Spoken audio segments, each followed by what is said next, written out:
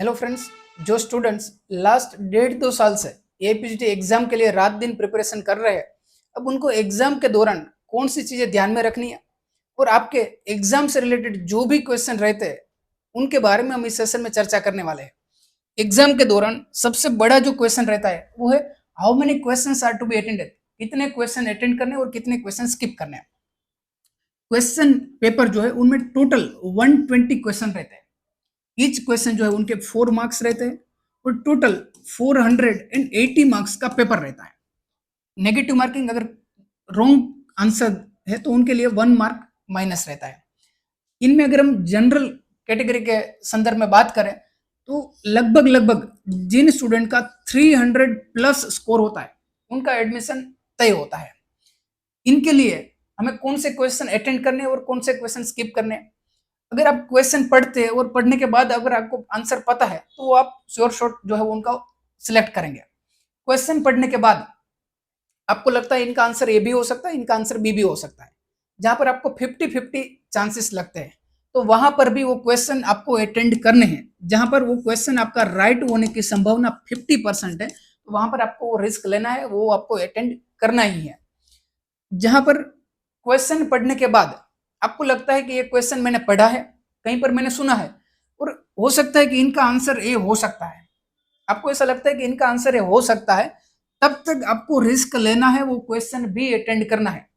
जो क्वेश्चन पढ़ने के बाद आपको लगे कि ये क्वेश्चन मैंने पहली बार पढ़ा, पहली बार सुना है, इनके कोई भी आंसर जो है वो मेरे से परिचित नहीं है, तो वो क्वेश्चन आपको स्किप करना है। ऐसे ही जो क्वेश्चन है उनको अटेंड नहीं करना है, क्योंकि कई बार क्या होता है कि स्टूडेंट को ऐसा लगता है कि पेपर हार्ड है और ज्यादा क्वेश्चन जो वो स्किप कर देते हैं, उनकी वजह से वो जो कंपटीशन है वो रेस में से ही वो बाहर हो जाते हैं। तो सबसे पहले आपको ऐसा नहीं होगा कि सभी क्वेश्चन जो है उनके आंसर आपको पता होंगे, लेकिन जहां पर आपको 50-50 चांसेस लगते हैं, जहां पर आपको लगता है कि मैंने पढ़ा हुआ है, मुझे लगता है कि ये आंसर हो सकता है, वहां तक आपको रिस्क लेना ही है। जो स्टूडेंट 80 प्लस 85 अराउंड क्वेश्चन जिनके राइट बनते हैं उनका चांसेस है कि उनका एडमिशन हो जाए। जिनके क्वेश्चन 85 राइट बनते हैं, जो 15 अराउंड क्वेश्चन जो है स्किप कर दे और जिनके 20 क्वेश्चन अगर गलत है तो अगर हम इनको कैलकुलेट करेंगे 85 राइट, 15 क्वेश्चन स्किप किए और 25 जो है वो गलत कर दिए, तो इनका जो टोटल होता है वो होता है 320 मार्क्स और 320 मार्क्स पर आपका एडमिशन हो जाता है। लेकिन टोटल कितने क्वेश्चन जो है अटेंड करने, कितने स्किप करने चाहिए, तो मेरा पर्सनल ओपिनियन ये है कि आपको 105 जो है वहां तक मिनिमम पहुंचना चाहिए और 105 से लेकर के 114 तक आपको क्वेश्चन अटेंड करने चाहिए। 105 से लेकर 114 तक जो क्वेश्चन कुछ ऐसे है, ऐसे क्वेश्चन 5 से 7 रहते ही है जो हम पहली बार देखते हैं, ऐसे क्वेश्चन जो है स्किप करने हैं, लेकिन आपको 105 वो फिगर तक पहुंचना ही चाहिए, ऐसा मेरा ओपिनियन है। कौन सी चीजें आपको ध्यान में रखनी है एग्जाम के दौरान? Reach the exam centre on time. अभी जो सिटी अलॉटमेंट हुए हैं एग्जाम के, उनमें कई स्टूडेंट ने जो फर्स्ट उनका जो चॉइस था एग्जाम सेंटर सिटी, उनकी जगह पर उनको दूसरी जगह पर सेंटर मिला है। तो आपको पहला टारगेट ये करना है कि अगले दिन आप जो है वहां पर पहुंच जाइए। ऐसा कभी भी आपको गलती नहीं करनी है कि मैं रात को यहाँ से निकलूंगा और सुबह जो है वो एग्जाम सेंटर जो है वो सिटी में मैं पहुंच जाऊंगा, ऐसा नहीं करना है। अगले दिन आपको वहां पर पहुंच जाना है, क्योंकि अभी बारिश की सीजन है तो जो ट्रैवलिंग है उनमें भी कहीं ना कहीं दिक्कत हो सकती है, तो अगले दिन वहां पर पहुंच जाना है, वो पहला आपका टारगेट है। और दूसरा, जिस दिन भी एग्जाम है वो एग्जाम से 2 घंटे पहले आपको एग्जाम सेंटर जो वहां पर पहुंच जाना है, एग्जाम सेंटर से बाहर आपको 2 घंटे पहले पहुंच जाना है। Bring admit card and ID proof. अब हम युद्ध के लिए जा रहे हैं और शस्त्र घर पे छोड़ के चले जाए, ऐसा नहीं होना चाहिए। जो आपका एडमिट कार्ड है वो उनकी जेरोक्स, आपका जो आईडी प्रूफ है आईडी प्रूफ और पासपोर्ट साइज का आपका जो फोटो है, जो पासपोर्ट साइज का फोटो आपने फॉर्म फिलअप के दौरान जो ऐड किया था, जो आपका एडमिट कार्ड में होगा, वो पासपोर्ट साइज का फोटो, एडमिट कार्ड और आईडी प्रूफ, इतनी चीजें आपको साथ में लेकर जानी है। और आपके जो फ्रेंड है, जो जितने भी लोग आप एक साथ एग्जाम के लिए निकल रहे हैं, तो आपको एक दूसरे को मेक श्योर करना है कि आपके जो फ्रेंड है उन्होंने एडमिट कार्ड लिया या नहीं लिया। तो ये गलती नहीं करनी है। Avoid to meet negative people. Exam के दौरान आपके अन्य भी जो फ्रेंड है जिन्होंने प्रिपरेशन नहीं की, वो भी एग्जाम के लिए आते हैं और आपको पता रहता है कि इनसे मिलने से हमें नेगेटिव इफेक्ट हो सकती है, तो अवॉइड करना है कि उनको एग्जाम से पहले ना मिले, एग्जाम से बाद उनको मिल लीजिए। Avoid last moment reading. Last moment reading means exam से अगले दिन तो पढ़ाई करनी है, अगले दिन तो पढ़ाई करनी है, लेकिन जब हम सेंटर के लिए निकल जाते हैं, एग्जाम देने के लिए निकल जाते हैं, तब रास्ते में ये एग्जाम सेंटर से बाहर रीडिंग नहीं करना है, वो अवॉइड करना है। कई बार क्या होता है कि हम जो लास्ट मोमेंट पे रीडिंग करते हैं वही जो है एग्जाम हॉल में भी हमारे दिमाग में रिपीट होता रहता है, तो ऐसा नहीं करना है। लास्ट मोमेंट पे जितना हो सके उतना अपना जो माइंड है उनको काम रखना है। आपका जो टाइमर है उनको चेक करना है। एग्जाम के लिए आपको जो कंप्यूटर अलॉट किया जाता है, तो वहां पर इंस्ट्रक्शन दिया जाता है कि 5 से 7 क्वेश्चन जो वो लोग स्क्रीन पे डिस्प्ले करते हैं। आपको चेक करना रहता है कि आपका जो कंप्यूटर है उसमें कोई तकनीकी खराबी है या नहीं है। तो वहां पर आपको मेक श्योर करना है कि जो आपका माउस है वो प्रॉपर वर्क कर रहा है, उनसे क्लिक हो रहा है या नहीं हो रहा है। आपका जो टाइमर है वो चल रहा है या नहीं चल रहा है, वो आपको अच्छे से देखना है। Then read the question carefully. Question जो है उनको अच्छे से पढ़ना है। क्वेश्चन के आखिरी में हे पूछा है या नहीं पूछा है, यहाँ पर कई स्टूडेंट गलती करते हैं, उनको अच्छे से क्वेश्चन को रीड करना है। Then answer the question carefully.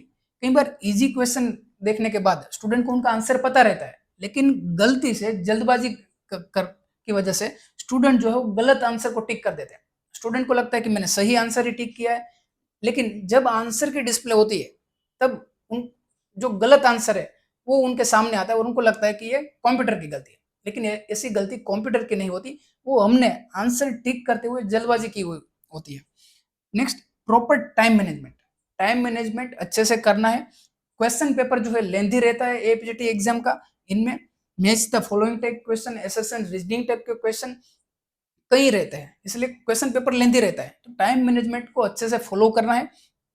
30 minute complete होने पर आपको देखना है कि आपके मिनिमम 30 क्वेश्चन अटेंड हो जाने चाहिए। अगर आपने 7 से 8 क्वेश्चन स्किप किए हैं, तो आपके जो है 30 मिनट कंप्लीट होने पे अगर आपने 7 से 8 क्वेश्चन स्किप किया तो 40 अराउंड क्वेश्चन तक आप पहुंच गए होने चाहिए। तो इस तरह से आपको टाइम मैनेजमेंट जो है उनको अच्छे से फॉलो करना है। और एग्जाम का जो मॉड्यूल है वो हमारी जो एप्लीकेशन है, आपने जो प्रैक्टिस किया है मॉक टेस्ट, उसी प्रकार का फाइनल एग्जाम में वही रहेगा। तो मॉड्यूल सेम रहेगा, सिर्फ आपको टाइम मैनेजमेंट जो है वो उनको अच्छे से देखना है। कई बार कोई क्वेश्चन जो है वो पढ़ने के बाद आपको लगता है कि इनके ये 2 आंसर हो सकते हैं। कई बार ऐसा होता है क्वेश्चन में गलती होती है, उनके आपको 2 आंसर जो है सही लग सकते हैं। तो आपको क्या करना है, उनमें से आपको दोनों में से जो मोस्ट अप्रोप्रिएट लगता है वो आंसर आपको टिक करना है। कई बार क्वेश्चन में 2 आंसर सही होते, तब ये डिसीजन लिया जाता है कि दोनों में से कोई भी आंसर अगर स्टूडेंट ने अटेंड किए हैं, तो जिन्होंने अटेंड किए हैं उनको वो मार्क्स दिए जाते हैं, जिन्होंने अटेंड नहीं किए उनको वो मार्क्स नहीं मिलते। अगर 2 आंसर सही है तो उनमें से जो मोस्ट अप्रोप्रिएट है उनको आपको सिलेक्ट करना है। और एक रूल्स ये भी है एपीजीटी में कि इंग्लिश में जो है कुछ अलग है, हिंदी में कुछ अलग ट्रांसलेशन है। तो ऐसी कंडीशन में जो इंग्लिश में जो क्वेश्चन है उनका जो इंटरप्रिटेशन है उनको फाइनल कंसिडर किया जाएगा। तो ये चीज आपको ध्यान में रखनी है। और जो भी क्वेश्चन आप अटेंड करते हैं उनमें जो एलोपैथी के क्वेश्चन है उनको आपको हो सके तब तक इंग्लिश लैंग्वेज में ही अटेंड करने हैं, क्योंकि उनका जो इंटरप्रिटेशन हिंदी में होता है उनमें कई बार गलती हो सकती है, या उनका ऐसा जो ट्रांसलेशन होता है वो हमें हमारे समझ में नहीं आता। तो एलोपैथी के क्वेश्चन जो है वो इंग्लिश लैंग्वेज में ही अटेंड करने हैं। Stay present, stay calm. Exam के दौरान आपको भविष्य की चिंता नहीं करनी है कि एग्जाम के बाद मेरा चयन होगा या नहीं होगा, इस बारे में चिंता नहीं करनी है। और जितना हो सके आपको वर्तमान में रहना है कि आपके हाथ में जो क्वेश्चन है उनको आपको शांत मन से अच्छे से उनको अटेंड करना है। एंड ये भी ध्यान में रखना है कि everyone have skip some point. Exam से पहले या एग्जाम के दौरान हमने जो स्किप रीडिंग में पॉइंट हमने रीडिंग में स्किप किए हैं, हमारे दिमाग में वही चलते हैं कि ये पॉइंट मेरा रीडिंग में नहीं हुआ है, ये पॉइंट मैंने छोड़ दिया है, उनमें से क्वेश्चन अगर है तो क्या होगा, ऐसा विचार नहीं करना है। ये ध्यान में रखिए कि जिनका ऑल इंडिया रैंक फर्स्ट आने वाला है वो स्टूडेंट ने भी कोई ना कोई टॉपिक रीडिंग में स्किप किया होगा। जितने भी 120 क्वेश्चन है, कोई भी स्टूडेंट ऐसा नहीं होगा कि सभी क्वेश्चन के बारे में उन्होंने पढ़ाई की हो, ऐसा कोई भी स्टूडेंट नहीं रहने वाला। तो आपने जो भी टॉपिक स्किप किए उनके बारे में भी विचार नहीं करना है, उनके बारे में चिंता नहीं करनी है। Don't lose focus bye early hard questions. कई बार क्या होता है कि क्वेश्चन जो है वो जो रेंडमली डिस्प्ले होता है उनमें स्टार्टिंग में 7 से 8 क्वेश्चन जो है वो जो टफ क्वेश्चन रहते हैं वो हमारे सामने डिस्प्ले हो जाते हैं। तो उनकी वजह से कई स्टूडेंट जो उनका मोरल डाउन हो जाता है कि अब मेरा एडमिशन नहीं होगा। लेकिन ऐसा नहीं करना है। जो क्वेश्चन के आंसर आपको पता नहीं है, ऐसे क्वेश्चन अगर स्टार्टिंग में डिस्प्ले होते तो उनको जस्ट स्किप कर देना है।